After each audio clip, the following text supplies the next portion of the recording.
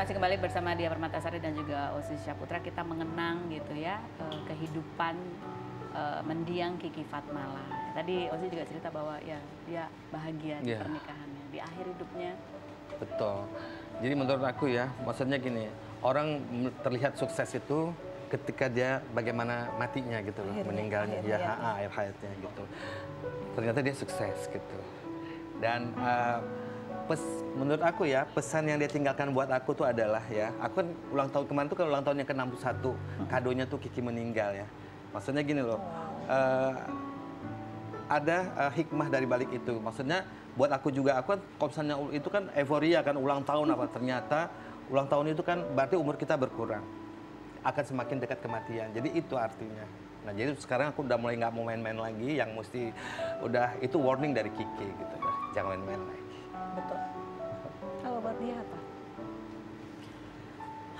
Kiki itu sosok yang luar biasa. Saya tuh kalau ingat-ingat masa hidupnya Kiki itu luar biasa sekali. Saya tahu dia tuh pekerja keras, orangnya profesional. Dia tuh layak dikasih penghargaan sebagai artis panutan. Karena luar biasa sekali. Dan dia tuh bener-bener yang komit banget ya dengan pekerjaannya gitu. Di calling jam 6, datang jam 5 pagi, kru belum datang, dia udah datang duluan. Profesionalitasnya. Dan di lokasi itu dia nyetir sendiri. Bayangin, hari itu dia pagi syuting mau di Juragan Kos. Siangnya dia syuting. Sendiri? Iya, dia siangnya syuting Nokta Merah Perkawinan. Malam syuting Si Manis. Pagi dia rambutnya harus kriwil-kriwil. Siang dia rambutnya harus kayak wanita karir. Malam mesti lurus. Bayangin, nggak rusak tuh rambut tuh Ki. Terus yang lihat tuh dia orangnya tough banget gitu. Saya pernah ngomong ikutin caranya dia kan. Akhirnya saya pun coba. Waktu itu saya ini kan pertama kali artis yang pembawa acara gosip pertama kali saya kan. Nah, coba pagi, siangnya saya syuting lagi sama Pak Ali Sahab almarhum. Malam syuting Si Manis, saya drop langsung masuk rumah sakit. Duitnya hanya untuk bayar rumah sakit, nggak berani nyerah. Aku ingat itu Ji, kan, yang mau masuk rumah sakit karena kecapean. Iya. Iya. Dan tadi juga sempat cerita bahwa ya alhamdulillah bahwa tadi pernikahannya mendapatkan suami yang betul-betul luar biasa banget menyayangi. Luar biasa. Luar biasa, luar Bang. biasa. Ya, Saya tahu sekali itu. Kiki tuh kalau cerita tidak pernah bohong. Kiki selalu apa adanya cerita sama saya. Tadi saya baca, saya dengerin lagi di voice note-nya, dia banyak sekali. Kita tuh ternyata suka bercerita enggak yang apa aja kita bahas gitu, lucu-lucu apa dia mau ngurusin suaminya, mau ini ya laki gue laki ntar dulu ya dia ada laki gue apa segala macem. Dia cerita. Ya, Bapak ya kita nggak pernah tahu ya. Tapi ya kehidupan kita ini memang insya Allah kita bisa menjalani semakin baik, semakin baik, semakin bahagia. Amin. Gitu ya. Nah, kita akan ngobrol lagi, ada satu bintang tamu yang akan kita ajak ngobrol. Ada Cikita Medi, kita lihat dulu profilnya berikut ini.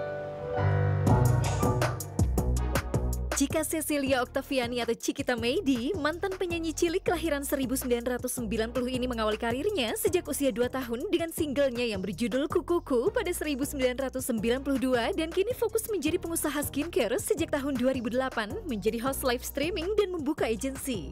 23 November kemarin, Cikita viral saat membuat pengakuan di podcast Ferdi Tahir di mana saat duduk di bangku SD, dirinya pernah dibully kakak kelas yang merupakan anak orang besar dan kini menjadi artis besar hingga netizen menuding pelaku tersebut adalah Nagita Slavina. Sulung dari 4 bersaudara yang menikah dengan Indra Aditya pada 2018 dan dikaruniai seorang anak pada 2019 ini kerap membuat konten lucu bersama suami, salah satunya cara menjadi pusat perhatian pasangan. Benarkah Cikita tidak ingin anaknya menjadi artis seperti dirinya? Dan benarkah Cikita kini memiliki mental people pleaser akibat dibully? Saksikan kisah selengkapnya hanya di Rumpi No Secret. Oke, kita sudah bersama dengan Cikita Medi. Ini mantan penyanyi cilik, ya kan? Karena dia sudah gede, jadi udah bukan penyanyi cilik lagi. Penyanyi jumbo ya. Ini kemarin sempat ramai ketika dia di sebuah podcast gitu bercerita bahwa dia pernah menjadi korban bully. Dia sebenarnya itu cerita itu sebenarnya udah sering diceritain ya. Udah sering diceritain. Cuman yang kemarin agak detail aja. Oh gitu ya? Enggak. Ya namanya cerita ya, wajar-wajar aja cerita, ditanya ya jawab gitu ya. Dan itu memang real terjadi ya? Memang itu real terjadi. Coba kita lihat cuplikannya berikut ini. Sebenarnya aku punya kakak kelas yang mungkin, aku sampai gak bisa nangis sih, cuma kayak Mungkin sekarang ini aku nggak bisa akrab lagi sama dia.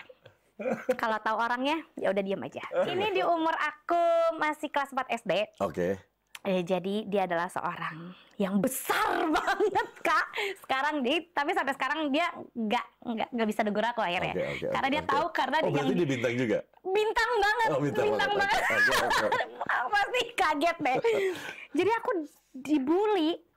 Cikita, beliin dong tuh. Nih, gua kasih duitnya. Dasar artis gak laku. Ayo kita muterin Cikita. Sekarang dan one day aku ketemu sama orang itu aku trauma. Dan artis tersebut itu nggak pernah negur aku sama sekali. Sampai sekarang. Malah suaminya yang kayak Cikita gitu. Pada saat kamu cerita itu sebenarnya apa sih yang akhirnya kamu cerita lagi gitu? Iya. Jadi itu kalau misalnya aku jelasin lagi itu aku hadir di podcastnya Kak Ferdi yang ngebahas tentang nostalgia entertainer zaman dulu gitu ya. Dan memang di situ ditanya kemana aja sih gitu ya, kenapa nggak melanjutkan berkarir? Karir di dunia nyanyi ya? Ya di dunia nyanyi dan semuanya. Karena pada saat itu entertainer harus bisa apa aja, selain nyanyi, harus juga bisa acting, harus bisa nge-host gitu kan. Jadi memang dari kecil tuh memang sudah dididik seperti itu Kak, akunya gitu ya. Tapi memang ada one moment yang dimana aku jadi nggak bisa fokus sama pekerjaan aku dan sebagai sosok aku pada saat kecil yang harusnya belajar tapi harus sambil bernyanyi, dan itu ibaratnya kayak hobi, passion yang ternyata ada income gitu ya. Aku kan belum ngerti saat itu ya, tapi momen tersebut yang membuat aku kayak kok aku di sekolah malah dijauhin, malah diolok-olok, mendapatkan bullying yang verbal. Non verbal sih alhamdulillah nggak ada, tapi ada yang membuat hubungan sosial aku sama orang itu yang memberikan dampak aku jadi kurang percaya diri gitu, dan terbawa sampai sekarang. Jadi itu yang membuat aku jadi menceritakan bahwa kemana sih Cikita gitu ya. Nah aku cuman menceritakan sesuatu yang menjadi faktor bagaimana aku bisa take out dari dunia itu untuk sementara, bukan untuk selamanya gitu. Waktu itu kamu kelas 4 SD? 4 SD. Dan itu betul, kamu tadi cerita bahwa itu menjadi trauma? Iya, ketemu betul. orangnya lagi pun itu memicu trauma lagi? Memicu trauma sedikit, tapi aku melawan itu Kak. Jadi saat ketemu ya aku tetap sapa, tetap tetap bukan ngobrol, berusaha untuk mencari obrolan gitu ya. Tapi kalau misalnya responnya tetap tidak sesuai dengan harapan ya sudah, yang penting aku coba melakukan itu untuk berdamai dengan masa lalu. Dan dampak bullying tersebut yang aku tekankan di podcast ya, dampak bullyingnya ya. Aku jadi tipe orang yang gak enakan, yang tidak bisa berkata tidak bahwa aku tidak suka, tidak bisa melapor sesuatu yang itu negatif, tapi aku gak bisa melapor itu kemana-mana. Walaupun melapor, tapi pada saat itu sudah ada bullying, cuman tidak direspon oleh pihak sekolah saat itu. Jadi aku langsung berpikir kayak kemana lagi aku harus curhat ya, ke keluarga. Tapi balik lagi, saat itu kan manajemen adalah keluarga, jadi otomatis keluarga hanya berfokus gimana caranya aku bisa menjalankan peranku sebagai penyanyi dan pelajar saat itu. Jadi ya akhirnya aku membungkam itu selama bertahun-tahun gitu ya. Dan saat cerita ya mungkin aku memang menceritakan saat itu gitu ya. Tapi kalau untuk berdamai, aku mencoba berdamai. Walaupun belum totally ya. Tapi kamu kita mencoba untuk bisa ngebangun hubungan, aktif lagi di dunia nyanyi, kan sempat stop. Dan akhirnya aku bikin album-album lagi, terus-terusan. Ketika kamu bercerita tentang trauma dibully pada saat masa kecil kelas 4 SD, dan itu adalah salah satu pemicu yang akhirnya kamu juga jadi kayak berhenti nyanyi dulu deh karena kamu gak tahan mungkin dengan tekanan-tekanannya, dengan ya peer pressure ya gitu ya, menganggap bahwa terkenal gitu ya. Itu buat anak kecil kelas 4 SD itu membekas sih, itu membekas karena aku jadi kayak ngerasa berbuat baik aja kok salah, membuat karya aja kok salah gitu. Sampai teman-teman aku tuh suka ngata-ngatain. Jadi gini, saat sekelompok orang melakukan sesuatu, bullying itu kan dilakukan atas dasar dia mau dominan untuk menyerang kaum yang lemah. Nah, aku ini kaum yang lemah. Jadi saat itu aku adalah seorang penyanyi yang orang tahu, jadi aku nggak bisa melawan. Aku selalu dipengaruhi harus berbuat baik, nggak boleh ngebales, tetap entertain semua orang dengan kesesuaian lagu-lagu kamu gitu. Nah, setelah kamu bercerita, kamu menerima bulian di tahun 2023. Rasanya seperti apa? Rasanya trauma setelah yang berikut ini kita pesan kawan-kawan di Rumpi Musik.